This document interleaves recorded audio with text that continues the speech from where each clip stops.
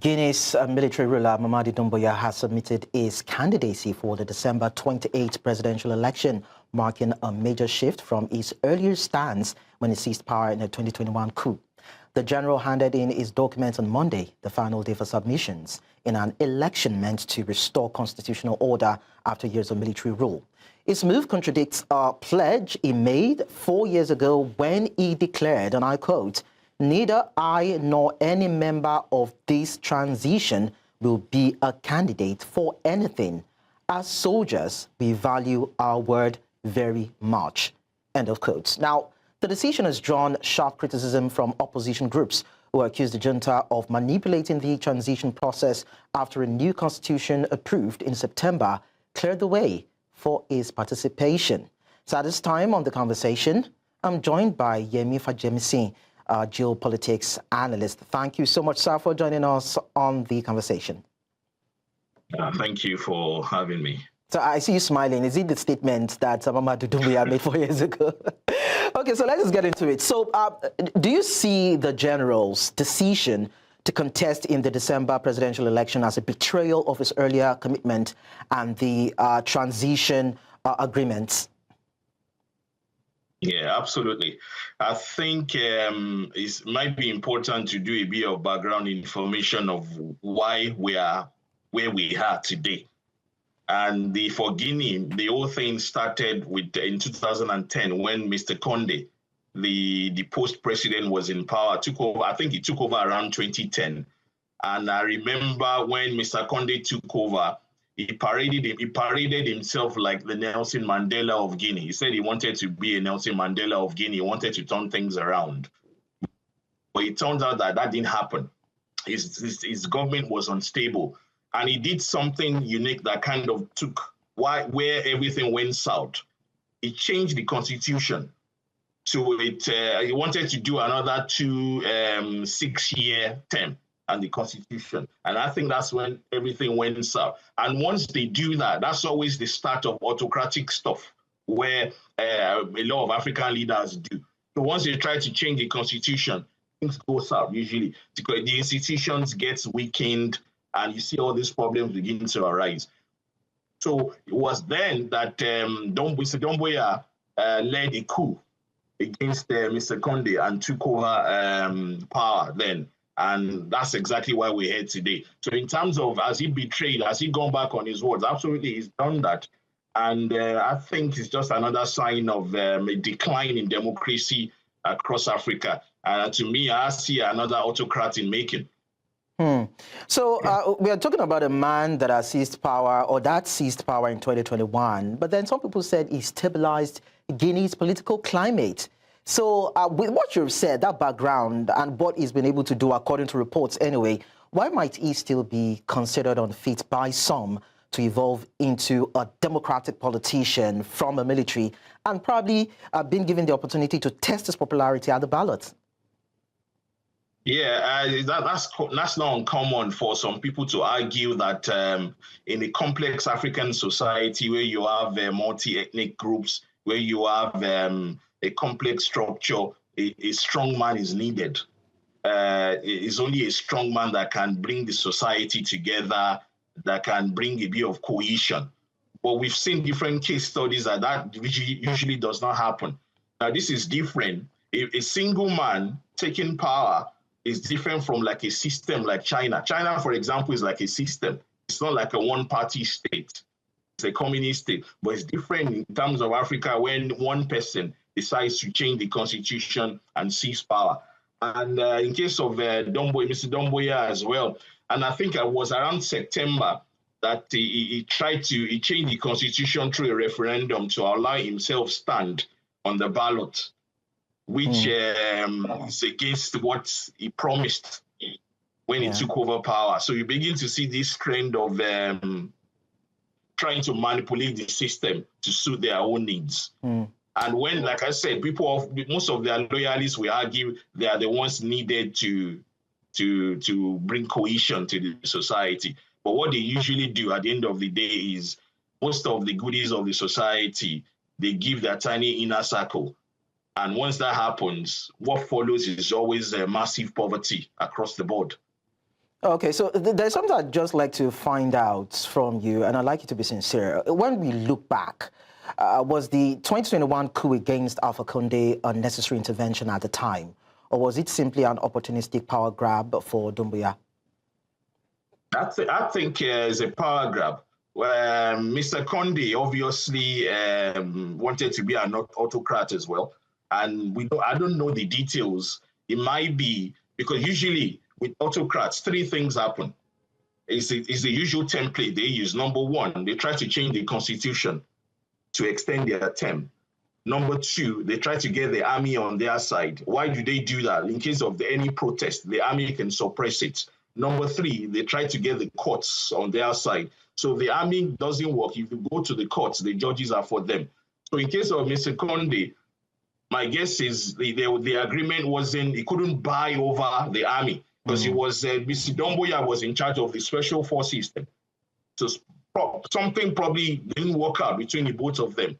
And that led to like a vacuum where Mr. Doumbouya was able to seize power. And I remember one thing Mr. Doumbouya said when he seized power was, everything is a mess, we need to wake up, promising to fix things. But we all know that doesn't seem to be happening now. Okay, so I'd like to also know, I mean, it's one thing to have the fabrics or the machination of power behind you to change the constitution and to buy over the judiciary and all other arms of government. Then there's another part, which is you gaining popular support from the masses. So from your assessment, is Doumbouya a leader with genuine public affection, or are Guineans merely tolerating his rule out of maybe fear or fatigue? Yeah, I think it's out of fear, because if you look at what he's done so far, he's managed to put himself back into the ballot as a candidate to stand for the election.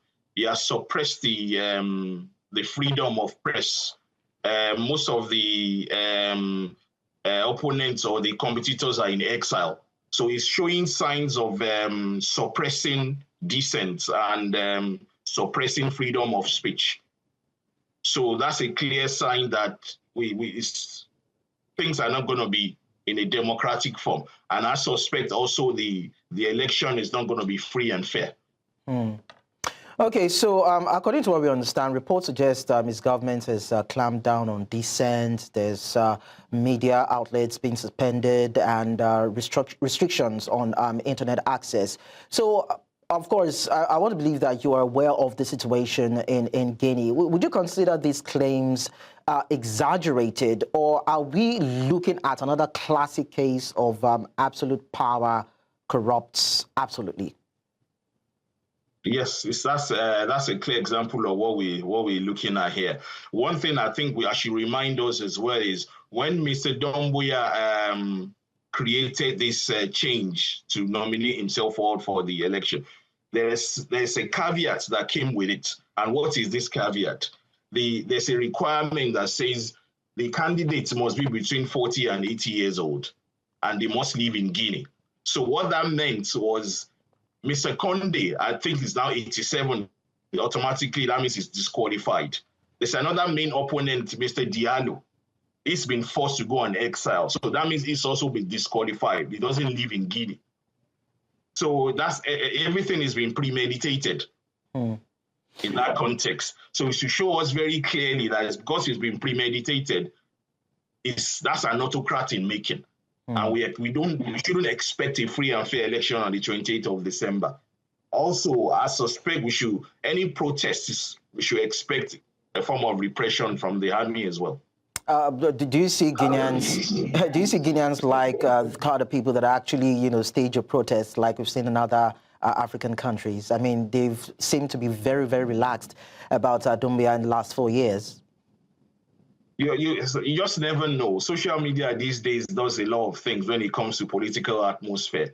All it takes is just for one person to start something, and the response, it depends if the military there responds in a very forceful way, they may trigger some form of protest. Because Guinea is just a country of 13 million people, very rich in bauxite and iron ore. These things are fundamental now for decarbonization, for electric vehicles. These are great potential. it should be a country that should be thriving, should be doing well for a country of 13 million people. But sadly, it's been taken over by wannabe autocrats. So it might be, we might see them as a bit of relaxed society. After the 28th of December, if the military responds forcefully to any form of peaceful protest, things may go out of hand. Just never know. Okay, so let's look at this issue from a broader context. Let's look at Africa. Do you see it as a do or die affair where we've seen some leaders, struggle so much to retain power by hook or crook, using military to stifle the voice of dissent? I mean, why do we keep having these kind of scenario play out in different African countries of late? Yes, it's a cocktail of few things. As the previous guest Bolu mentioned there, sometimes democracy does fail to society, and once democracy fails, people begin to look for answers, and sometimes they think they opt out for all this military regime, thinking it's going to be better off. Let me give you an example as well. In an advanced society like America, you see, people got fed up with the mainstream. And what happened was that if they went for the MAGA, the Trump. And we've seen signs of Trump trying to behave like a dictator himself. And that's an advanced setting like America. It's just to show you how fragile democracy can be. Now, for Africa, Africa is still developing.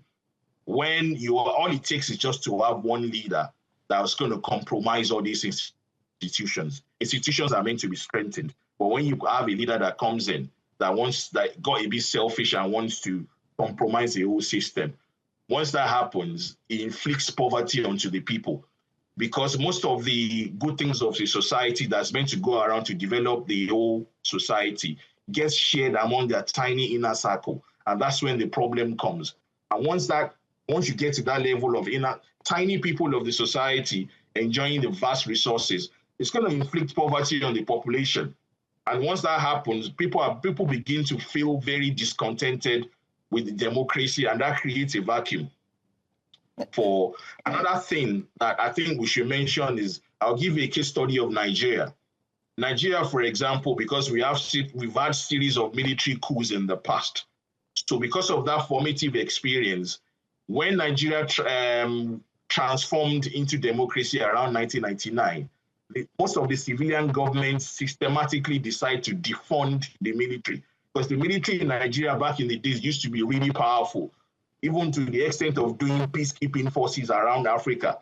But since the civilian government came in, the military strength in Nigeria has been reduced. And why that's happened is the civilian government, because they're scared of military coups, decided to systematically defund the military, unlike back in the day. So you have all these dynamics of things going on that's complicating things. But I think the main message here is democracy, sometimes when it fails, people look for answers. So what should happen to prevent this is to keep strengthening our institution and tackle poverty as much as we can. Okay, so back to Guinea now. We see a country that has 10 other candidates that are in the race to contest with General Doumbouya. And earlier on, you had said that you doubt that this December 28th election will be credible. What answers should we be demanding for if we can, or should Guineans be demanding for if there's going to be probably a glimpse of hope in terms of having this election come out free and fair? Yeah, I think one of the little key things that can be done is for people to man their votes, just to make sure at least a free and fair elections can be conducted. Because apart from Mr. Doumbouya, there's other people on the ballot, as you mentioned. Yes. I think there's the next Prime Minister, Mr. Kayete, I think his name is also on the ballot. So if the Guineans can at least defend their votes and make sure there's a free and fair election and everything is counted accordingly, and the Electoral Commission delivers as well, I think that's a bonus. Now I'm skeptical about that happening because the handwriting is already on the wall, where you have all the main opposition being exiled, and you have already before the election, you have freedom of speech being suppressed.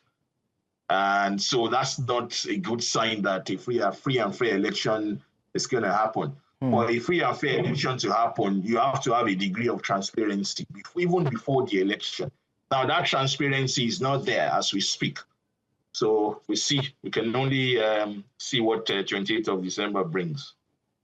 All right, thank you so much, Yemi Fajemisin, Geopolitics Analyst, for sharing your thoughts with us on the show. Well, definitely, I tell you that News Central will be putting its eyes and boots on ground to continue to monitor the situation in Guinea and bring the details to our viewers so that we all can have an understanding of what can be done to actually strengthen our democracy, of course, not only in our respective countries, but also in Africa. Thank you so much.